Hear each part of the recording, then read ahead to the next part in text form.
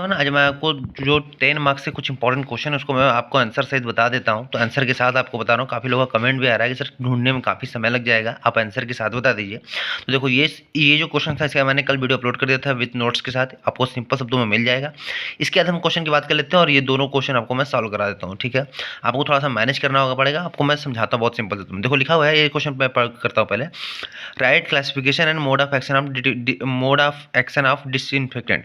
मैं आपको बता देना चाहता हूँ कि आप जितना मैं बता रहा हूँ उस चीज़ को देख लो, बाकी और जो चीज़ जो मटेरियल आपके पास हो उससे भी पढ़ के जाओ। बस ये मत सोचो कि बस ये सब क्वेश्चन आने ही वाले हैं, ठीक है। ये चांस बनते हैं, मोस्ट ऑफ द चांस बनते हैं आने के, ठीक है। इसलिए मैं आपको बताता हूँ, कुछ लोग हमारे ऊपर डिपेंड हो, जितना मैं बोल रहा हूँ बस उतना ही पढ़ के जा रहे हैं, तो ऐसा नहीं है। आपको अपने से भी कुछ पढ़ना, एफर्ट डालने पड़ेंगे अलग से भी। मैं तो बस बता रहा हूँ कि आपको हाँ ये सब इंपॉर्टेंट है, एक बार देख लो, ठीक है। बस मेरे ऊपर डिपेंड मत रहो कि बस यही क्वेश्चन पढ़ के जाओ, ऐसा नहीं है। आप पढ़ो पूरा, जितना आप लिखो सब, ये सब कुछ इंपॉर्टेंट है, जिसका मैं आपको नोट्स भी देता हूँ काफ़ी सिंपल शब्दों में। तो कोशिश मेरी यही है कि मैं आपको बस बता रहा हूँ कि ये सब इंपॉर्टेंट, एक बार देख लो, याद कर लो। जिसके पास नहीं है उसको मैं दे दे रहा हूँ, ठीक है। ये सब इंपॉर्टेंट है, याद करके जाना। और ये नहीं कि ज़रूरी कि ये सब आएगा ही, नहीं आने पे कुछ लोग थोड़ा सा वो हो जा रहे हैं, सैड हो जा रहे हैं कि ऐसा क्या हो रहा है कि सर एक भी क्वेश्चन नहीं है। तो ऐसा नहीं है, मैं इंपॉर्टेंट क्वेश्चन दे रहा हूँ, ये सब इंपॉर्टेंट है, आते हैं काफ़ी बार पूछे जाते हैं। तो बस उसी बेस पे, जरूरी नहीं कि बस आएगा ही और आपको पढ़ना, बस ये नहीं कि बस ये दो क्वेश्चन पढ़ के जाना है। बहुत से क्वेश्चन है, सबको पढ़ के जाओ। मेरी कोशिश है कि आपको मोस्ट ऑफ द क्वेश्चन मैं दे दूँ, ठीक है। चलो, तो इस क्वेश्चन का हम आपको आंसर बताते हैं। Right classification and mode of action of disinfectant. तो इसका क्वेश्चन देखिए क्या है, इसका मैंने आंसर यहाँ पे लिखा हुआ है। तो देखिए, इस काफ़ी सिंपल शब्दों में लिखा है, disinfectant are those substance which can be used to inhibit or kill the growth of micro organism. Disinfectant वो हमारे सब्सटेंस होते हैं, वो केमिकल सब्सटेंस होते हैं, वो केमिकल है जो कि बैक्टीरिया की ग्रोथ को रोकता है या बैक्टीरिया को किल करता है on non living surface. Non living surface पर, जैसे हमारा नॉन लिविंग सरफेस का मतलब जो जिंदा नहीं होती, जैसे फर्श हो गया, ज़मीन हो गया, कुर्सी हो गया, इन सब जगहों पर अगर बैक्टीरिया वायरस है तो वहाँ से उसको हटाना होगा। अगर बैक्टीरिया वायरस को आप किसका यूज करोगे, डिसइंफेक्टेंट का यूज करोगे। एग्जांपल क्या है डिसइंफेक्टेंट के, तो एग्जांपल इसके अल्कोहल हो गया, हाइड्रोजन पेरोक्साइड हो गया, ये सब किसके एग्जांपल है भैया, डिसइंफेक्टेंट के एग्जांपल, ठीक है। ये सब क्या है, डिसइंफेक्टेंट के एग्जांपल अल्कोहल हो गया, हाइड्रोजन पेरोक्साइड हो गया, ये किसके एग्जांपल है, डिसइंफेक्टेंट के। अब इतना से देने के बाद कुछ इसके आइडियल प्रॉपर्टी बता दो। तो आइडियल प्रॉपर्टीज ऑफ डिसइंफेक्टेंट देखिए क्या होता है, इट शुड बी सेफ होना चाहिए, हमारा सेफ होना चाहिए। It should not be not irritant, ये हमारा इरिटेशन कॉज नहीं करना चाहिए। It is easy to use, इसको यूज करने में आसानी होनी चाहिए। इट शुड बी स्टेबल, ये स्टेबल होना चाहिए। It should be pleasant order, इसका महक जो थोड़ा सा अच्छा होना चाहिए। इट शुड बी इनएक्सपेंसिव, ज़्यादा एक्सपेंसिव नहीं होना चाहिए। It should be non toxic nature का होना चाहिए, जहरीला नहीं होना चाहिए। It should have rapid action, ये तुरंत अपना जो काम है वो दिखाना स्टार्ट करना चाहिए, एक्शन इसका। अब इसके हम क्लासिफिकेशन की बात करते हैं, तो on the basis of origin it is classified into following types. हमारे मतलब ओरिजिन के बेस पे जहाँ से निकल रहे हैं उसकी बेस पे 3 टाइप के बांटे गए हैं। तो कौन कौन डिसइंफेक्टेंट 3 टाइप का होता है, कौन कौन सा? तो पहला है नेचुरल डिसइंफेक्टेंट, दूसरा है केमिकल डिसइंफेक्टेंट और थर्ड है फिजिकल डिसइंफेक्टेंट। एक वन बाय वन सबकी बात करते हैं। नेचुरल डिसइंफेक्टेंट क्या होता है, in natural disinfectant microbes kill by nature source. मतलब जो नेचुरल डिसइंफेक्टेंट होता है उसमें जो हमारे माइक्रोब्स होते हैं वो किसके द्वारा किल होते हैं, नेचुरल सोर्स के द्वारा। नेचुरल सोर्स का मतलब जो है सनलाइट, सन की रोशनी पड़ जाएगा उस पर, सनलाइट पड़ जाएगी तो हो सकता है वो मर जाए, ठीक है। दूसरा आता है physical disinfectant. In physical disinfectant do not involve the chemicals. मतलब फिजिकल डिसइंफेक्टेंट में हमारा केमिकल्स इन्वॉल्व नहीं होता, but kill the microbes by physical method. कोई फिजिकल मेथड द्वारा, मतलब हम कोई फिजिकल मेथड के द्वारा क्या करेंगे, इसको मारेंगे बैक्टीरिया वायरस को। जैसे हीट दे देंगे, ठीक है, हीट दे देंगे तो भी बैक्टीरिया वायरस हमारा मर जाएगा, ठीक है। तो कुछ फिजिकल मेथड है जिसको आपको बोलते हैं फिजिकल मेथड। अब आता है केमिकल मेथड। केमिकल मेथड में क्या करेंगे, केमिकल यूज करेंगे। तो वही मैंने लिखा है, in chemical disinfectant microbes are kill or inhibit by chemicals के द्वारा मारे जाते हैं, किल किए जाते हैं, ठीक है, या रोके जाते हैं उनका ग्रोथ। एग्जांपल्स के लिए अल्कोहल हो गया, हैलोजन हो गया, हाइड्रोजन हाइपोक्लोराइड हो गया, हाइड्रोजन हो गया, हाइड्रोजन पेरोक्साइड हो गया, ओजोन हो गया, एल्डिहाइड हो गया, आयोडीन हो गया, ऑक्सीडाइजिंग एजेंट हो गया। तो ये सब केस के एग्जाम्पल हैं हमारे डिसइंफेक्टेंट के। तो देखो 3 टाइप का डिसइंफेक्टेंट होता है, काफ़ी सिंपल होता है। नेचुरल डिसइंफेक्टेंट नेचुरल सोर्स के द्वारा मारेगा, फिजिकल डिसइंफेक्टेंट फिजिकल मेथड के द्वारा इसे हीट कर देंगे, केमिकल डिसइंफेक्टेंट इसमें क्या करेगा, कोई केमिकल मेथड की तरह होगा, ठीक है। चलो, अब इतना बताने के बाद, इतना मैंने आपको बता दिया, ठीक है। अब क्वेश्चन क्या पूछता है, तो क्वेश्चन पूछता है, क्या क्वेश्चन पूछा था कि right classification and mode of action of disinfectant. मतलब क्लासिफिकेशन बता दिया, अब ये मोड ऑफ एक्शन का मतलब डिसइंफेक्टेंट कैसे मारता है, कैसे काम करता है, उसके बारे में आपको हम बताने वाले हैं। तो इसे काफ़ी सिंपल शब्दों में नोट्स लिखा हुआ है, आपको मैं इसका भी नोट्स दे देता हूँ।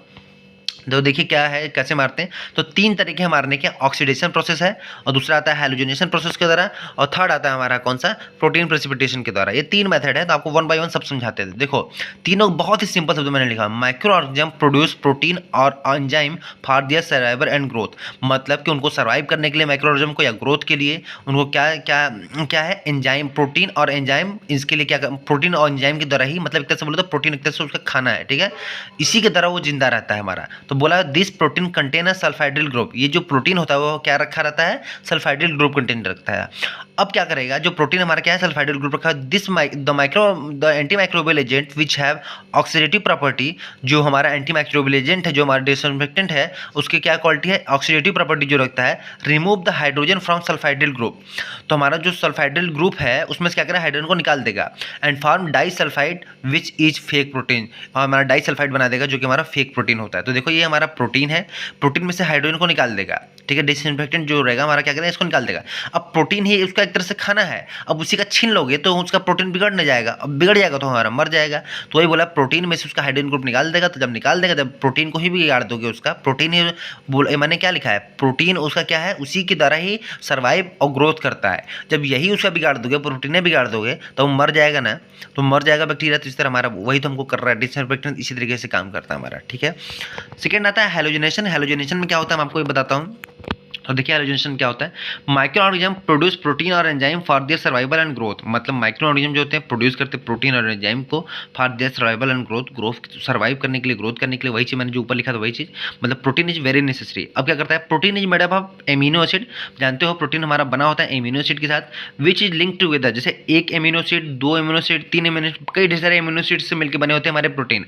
अब एमिनो एसिड, एक एमिनो एसिड दूसरा एमिनो एसिड एक दूसरे से किसके द्वारा जुड़े होते हैं, तो ये बोला है amino acid which is link together by A peptide linkage. एक इम्यूनो एसिड मतलब 2 इम्यूनो एसिड एक दूसरे से पेप्टाइड लिंकेज के द्वारा जुड़े होते हैं, जो कि ये हमारा पेप्टाइड लिंकेज है, ठीक है, single bond C double bond और सिंगल बॉन्ड एन एच, ठीक है, ये हमारे पेप्टाइड लिंकेज है, इनके द्वारा जुड़े होते हैं 2 इम्यूनो एसिड। फिर उसके आगे क्या लिखता है, this peptide linkage contain hydrogen atom. मतलब जो हमारा पेप्टाइड लिंकेज होता है, साइड सी बात है, क्या इसमें कंटेन होता है, हाइड्रोजन। देखो एक इम्यूनो एसिड दूसरा इम्यूनो एसिड दोनों किससे जुड़े हैं, पेप्टाइड लिंकेज की तरह, इसे बोला हाइड्रोजन एटम होता है। द एंटी माइक्रोबियल एजेंट जो हमारा डिसइंफेक्टेंट होता है, विच हैव हैलोजन ग्रुप, जिसके पास हैलोजन ग्रुप होता है, रिप्लेस दिस हाइड्रोजन, ठीक है, replace this hydrogen and produce false protein, मतलब फेक प्रोटीन। तो क्या करता है, जो हमारा हैलोजन, जो हमारा डिसइंफेक्टेंट है उसमें ये हाइड्रोजन को ही निकाल देगा, और हाइड्रोजन निकाल देगा तो उसका हाइड्रोजन निकाल के यहाँ क्या जोड़ देगा, अपना हैलोजन जोड़ देगा। देखते हैं इसका जो प्रोटीन, ये किसके पीछे किसके अंदर है, प्रोटीन के पार्ट है।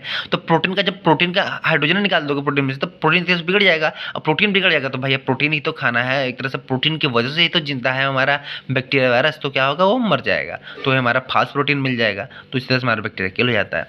और देखिए फिर इसके बाद क्या आता है, लास्ट जो है प्रोटीन प्रेसिपिटेटर, प्रोटीन प्रेसिपिटेशन। इसमें क्या होता है, माइक्रो ऑर्गेनिज्म प्रोड्यूस प्रोटीन और enzyme for their survival and growth, वही चीज मैंने लिखा हुआ है। Antimicrobial agent which have metal ion precipitate their protein. अब क्या करता है कि मतलब वही प्रोटीन ही एंजाइम और प्रोटीन और एंजाइम उसके सर्वाइवल ग्रोथ के लिए होता है। तो बोला एंटी माइक्रोबियल एजेंट, जो एंटी माइक्रोबियल एजेंट जो डिसइंफेक्टेंट है वो हमारा क्या करेगा, मेटल आयन जिसके पास होता है, प्रेसिपिटेट कर देता है प्रोटीन को प्रेसिपिटेट कर देगा, उस तरह से उसका बिगाड़ देगा, एंड फार्मा चिलेट बना देगा, thereby destruction of micro organism. तो हमारा जाहिर सी बात है उसका प्रोटीन फिर बिगाड़ दिया, तो प्रोटीन फिर बिगाड़ो तो फिर हमारा बैक्टीरिया मर जाएगा। तो ये था इसका कंप्लीट पूरा, मैंने आपको बता दिया कंप्लीट, इसका आंसर यही लिखना, आपके क्वेश्चन आया इसका आंसर यही लिखना।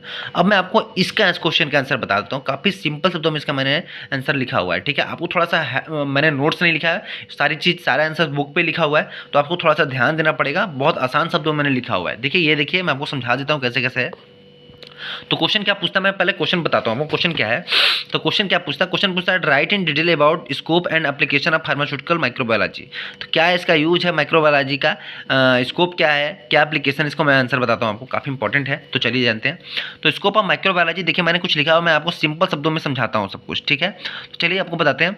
तो देखो इसका जो स्कोप है माइक्रोबायोलॉजी, तो पहले आपको यहाँ से आंसर लिखना पड़ेगा। क्या आंसर इसका, देखिए the scope of microbiology is huge. Microbiology का यूज बहुत ज़्यादा है, because of involvement of microbes, ठीक है। क्यों जरूरी है? क्योंकि माइक्रोब्स का इन्वॉल्वमेंट बहुत ज़्यादा है इन वेरियस, बहुत से फील्ड में माइक्रोब्स की जरूरत पड़ती है। ठीक है। There are following scope are mention below, कुछ नीचे स्कोप इसके दिए गए हैं। तो कौन कौन से स्कोप है जरा ध्यान से देखना। पहला नाम लिख देना, प्रोडक्शन ऑफ एंटीबायोटिक्स होगा। सेकंड है मेडिकल माइक्रोबायोलॉजी है। थर्ड है एग्रीकल्चर माइक्रोबायोलॉजी है। फोर्थ नंबर पे स्टेलाइजेशन है। मैं बोल रहा हूँ, आप इसको नोट डाउन भी कर सकते हो लिखना चाहते हो तो। पांचवें नंबर पे आइडेंटिफिकेशन ऑफ माइक्रो ऑर्गेनिज्म, मतलब माइक्रो ऑर्गेनिज्म को आइडेंटिफिकेशन करने में भी करते हैं। सिक्स नंबर पे आता है टेस्टिंग ऑफ फार्मास्यूटिकल प्रोडक्ट, देख रहे मतलब कोई फार्मास्यूटिकल है तो उसके प्रोडक्ट को बनाने में। इंडस्ट्रियल माइक्रोबायोलॉजी में करते हैं, इम्यूनोलॉजी में करते हैं और माइक्रोबियल जेनेटिक्स में करते हैं। तो ये काफ़ी 9 टाइप्स के होते हैं। 9 टाइप का स्कोप इसका आप दे सकते हो। 9 जगहों पर इसका स्कोप दे सकते हो। अगर आपको कुछ और पता हो तो आप उसको भी दे सकते हो। ठीक है।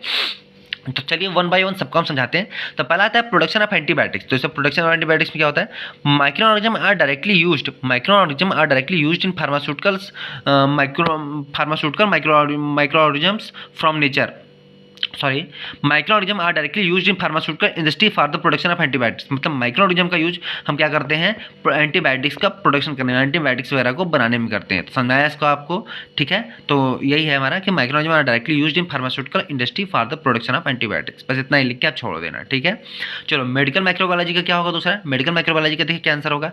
तो बोला है मेडिकल माइक्रोबायोलॉजी क्या होगा, देखिए इसमें तो लिखोगे मेडिकल माइक्रोबायोलॉजी, यही लिख देना।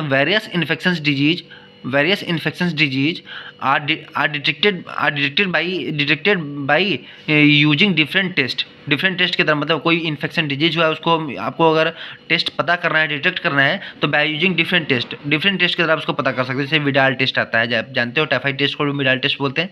एलिसा हो गया, ये सब हमारे क्या है टेस्ट करते हैं। तो देखो मेडिकल माइक्रोबायोलॉजी में क्या यूज हुआ है समझा है? माइक्रोबायोलॉजी को डिटेक्ट करने के लिए इन्फेक्शन डिजीज जो होता है। फिर हमारा थर्ड आता है एग्रीकल्चर माइक्रोबायोलॉजी। एग्रीकल्चर माइक्रोबायोलॉजी में क्या होता है देखिए, एग्रीकल्चर माइक्रोबायोलॉजी में क्या करते हैं? इन एग्रीकल्चर माइक्रोबायोलॉजी क्या करते हैं? In agriculture microbiology we study about the microbes which help in plant growth promotion. मतलब हम उस माइक्रोब्स के बारे में अध्ययन करते हैं, पढ़ते हैं जो कि हमारे प्लांट ग्रोथ प्रमोशन के लिए इंपॉर्टेंट है, जो प्लांट को ग्रोथ कराने में हेल्प करते हैं। ठीक है। तो ये होता है हमारा एग्रीकल्चर माइक्रोबायोलॉजी। काफ़ी सिंपल शब्दों में लिखा हुआ है। स्टेलाइजेशन लिख देना। स्टेलाइजेशन आप जानते हो, चौथा नंबर पर स्टेलाइजेशन बहुत सिंपल आपको पता होगा। स्टेलाइजेशन इज द प्रोसेस लिख देना। स्टेलाइजेशन का definition, sterilization is the process in which, जिसके द्वारा हम क्या करते हैं? बैक्टीरिया वायरस को किल करते हैं, आपको पता होगा। ठीक है। तो इसका प्रोसेस लिख देना। फिर पांचवें नंबर पर आता है identification of micro organism. Micro organism का आइडेंटिफिकेशन करने के लिए बोल रहा है। ठीक है। वो क्या आता है? Identification of micro organism. अब आपको हम बताते हैं आइडेंटिफिकेशन ऑफ माइक्रो ऑर्गेनिज्म का मतलब होता है कि आइडेंटिफिकेशन इसमें क्या करते हैं? इसमें कोई जो माइक्रो ऑर्गेनिज्म होते हैं उसको हम डिटेक्शन करते हैं। कौन सा हमारे माइक्रो ऑर्गेनिज्म है, इसको आप लिख सकते हो आइडेंटिफिकेशन ऑफ माइक्रो ऑर्गेनिज्म। ठीक है। फिर 6 नंबर पे आता है testing of pharmaceuticals. Testing of pharmaceuticals का मतलब देखो इसमें क्या है, इसका आंसर मैंने यहाँ पे लिखा हुआ है काफी सिंपल शब्दों में।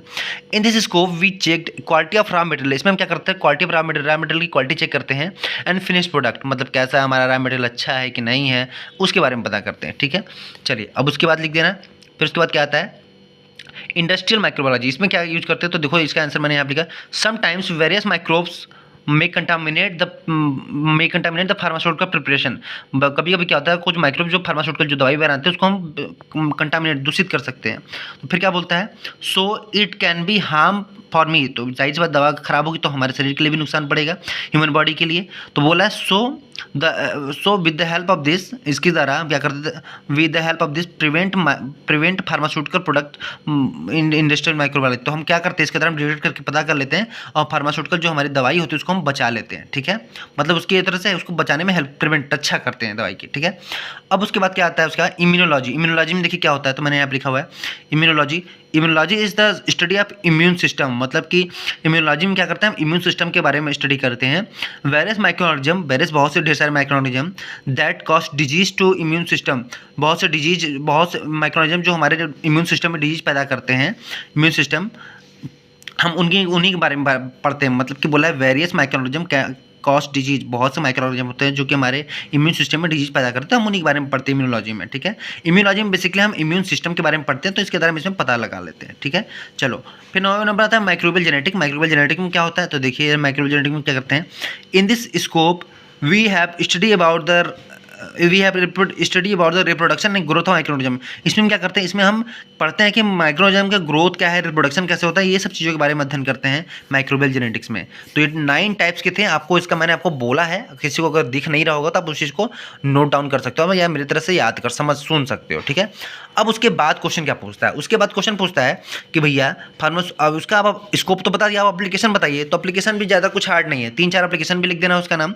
तो पहला आता है किसमें, इन फूड एंड डेयरी प्रोडक्ट में। किसमें आता है, लिख देना पहले दिया रहा है following application of microbiology which is follows, बहुत से होते हैं। जैसे पहला नाम क्या है, तो बोला पहला नाम क्या है, बोला in food and dairy product में। तो in food and dairy product में देखते हैं तो क्या बोला, microbiology is allowed, microbiology is also used in this field to check the growth of microbes in food and dairy product. सारी सी बात है, मतलब माइक्रोबायोलॉजी का यूज हम करते हैं इस फील्ड में, फूड एंड डेयरी प्रोडक्ट में भी क्या करने के लिए, to check the growth of microbes की ग्रोथ, माइक्रोऑर्गेनिज्म की ग्रोथ के लिए in food and dairy product. जो हमारा फूड है उसमें और डेयरी है, डेयरी प्रोडक्ट में दूध के टाइप में, ठीक है, दूध मक्खन ये सब है। तो इन सब में देखने के लिए कि बैक्टीरिया वायरस है कि नहीं भैया, हमारे जो माइक्रोऑर्गेनिज्म वो है कि नहीं।